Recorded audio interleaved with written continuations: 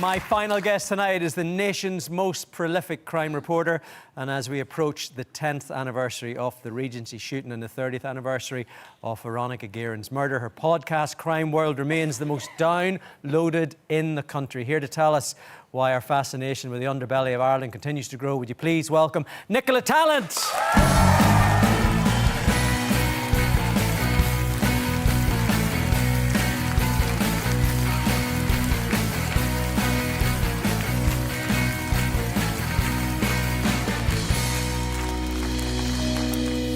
As we said in the intro, Nicola, the #1 podcast in Ireland.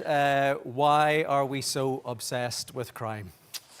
I think we kind of find it a little bit entertaining, you know? Okay. And I think we like the idea of, you know, being somewhere safe where we can listen to it, we can hear these stories. Criminals are kind of exciting.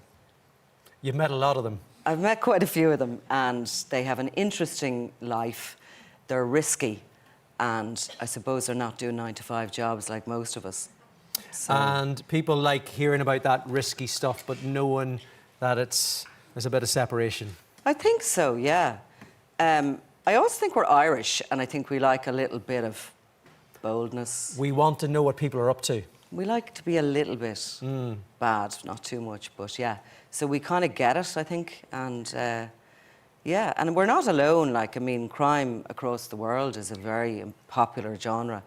I had actually no idea how popular it was until we started the podcast, and it's just, I mean, it's flying. Like, everybody loves to listen. Yeah, there's been a lot of talk about gangland murders over the last few years. I mean, there's a statistic that I find hard to believe. There wasn't a single gun murder in Ireland last year. Why is that? Well, certainly, like, not a gangland. I'm not sure about gun murder, but not a gangland murder. Yes. I don't know why that was. I mean, I know that there's a lot of hitmen locked up in prison. You know, the fallout from the Kinahan-Hutch feud has seen quite a few prolific hit teams dismantled and put away. Some of them have got older. And also, there's a lot of people still remembering, who are in the, you know, working in the criminal business, still remembering how bad it is for business to start shooting each other, because ultimately that brings on the heat, and you can't do your business and you can't make the money. So, you know, our memories are short. You kind of touch wood when you have a year like that, and you hope that nothing blows up. And it could at any point. There's loads of feuds kind of simmering, a huge amount of arson attacks, intimidation going on. It only just takes one bullet and you can kick off a feud which can result in the murder of 20 people. It's hard to believe it's 10 years since the Regency shooting. I know that you believe that kind of changed everything. Why was that? It certainly changed everything in regard to how we police. I think the nation woke up to the threat of organised crime. I think that we started as a state using gangland legislation. There was a phrase used in a trial at one point about, you know, there may be one finger on the trigger, but there are many hands on the gun. It takes quite a lot of people to organise a murder. And we started after the Regency to use this legislation which allows the courts convict people who aren't necessarily pulling the trigger, but they're involved some way. So that has changed a lot. And I think also we saw the exact threat of organised crime, that it was terrorism, it was narco-terrorism. And we woke up to the fact that it sort of looks a little bit quaint, the kind of stuff I was doing back in the day when you were following around a few characters and you could, you know, you could identify them with their nicknames and stuff. It just got very serious, I think, after the Regency.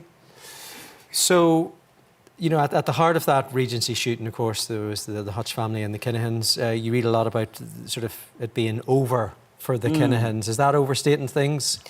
Well, they're still one of the biggest global suppliers of cocaine and probably weapons in, you know, they're still existing. So why do we keep reading stuff like, you know, the noose is tightening and stuff like this? Is it, or...? Well, they were dismantled in this country because that's what we could do. The Gardaí can only operate in their own jurisdiction, and they definitely dismantled them. They've also been dismantled in the UK, and they are gone out of Spain. They're just so far away that the end of this 10-year, plan to dismantle them is now political. We're now waiting for the governments really to come together to agree to extradition of certain people. And is that close? Yeah, I mean, every time that you kind of say it's going to happen this year, you kind of get to another year, and it's like, I was told initially after the Regency that the plan to dismantle the Kinahan organisation was going to be a 5 to 8 year plan. It's a little bit like bringing in the builders. Yeah. I think it's now probably a 10 to 12 year plan. But there's confidence still there. And of course, Daniel Kinahan's number 2, Sean McGovern, was returned. He was extradited back to Ireland last year, and he is now facing a murder trial. That was very, very significant. There's only one more step now to the main man that has been spoken about by everybody for the last 10 years.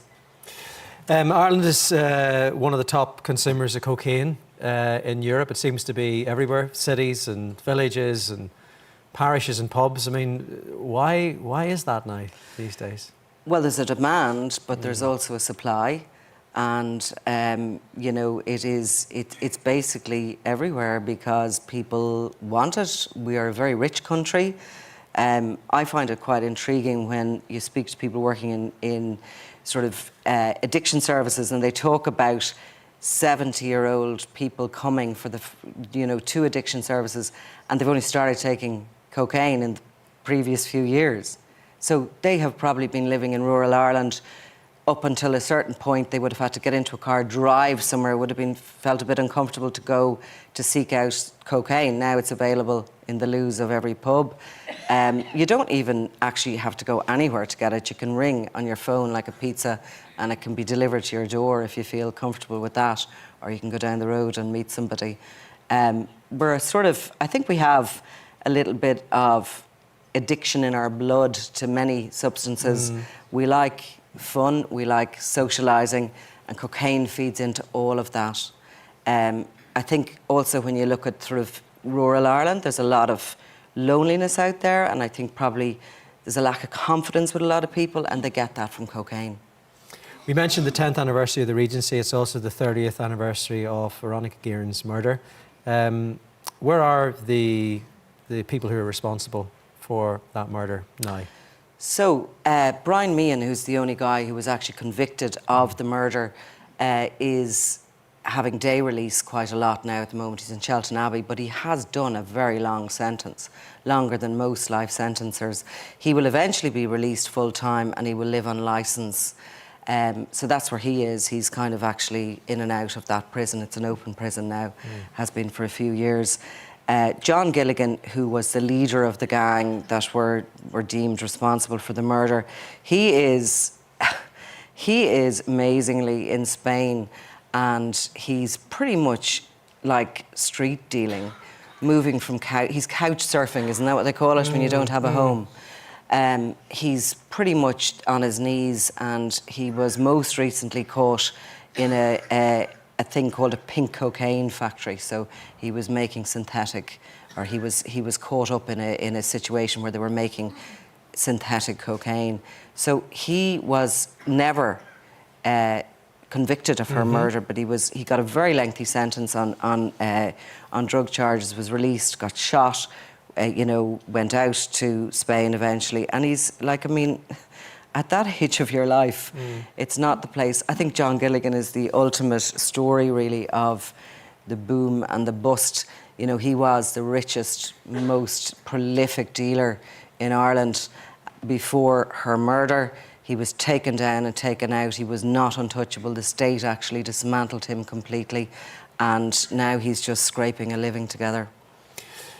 Listening to you tonight, it sort of feels that you take all this in your stride. Do you ever fear for yourself when you're writing about this and trying to uncover these stories? No, not unless I need to, and I don't. thankfully, need to. Ireland's a really safe place to work as a journalist. You get a lot of support if anything does occur from both the guards and really the government, the state, the politicians. Everybody stands up and kind of wraps around you. I think that is the legacy of Veronica Guerin. She unfortunately lost her life doing her job, but I think it taught all of us that, you know, nothing is out of bounds for these people. They will, you know, pick up a gun. They, you know, it's part of business, shooting someone, killing somebody. But I think Ireland, even though it's 30 years on, I think everybody still remembers it, and no one ever wants something like that to happen again. So I do feel quite safe and okay. Well, Nicola, we are sadly out of time. Thank you so much for coming in. It's always fascinating to chat to you. Give it up one more time. Nicola Tallant. You can get your crime fix on Nicola's podcast, Crime World, where you get your downloads, okay?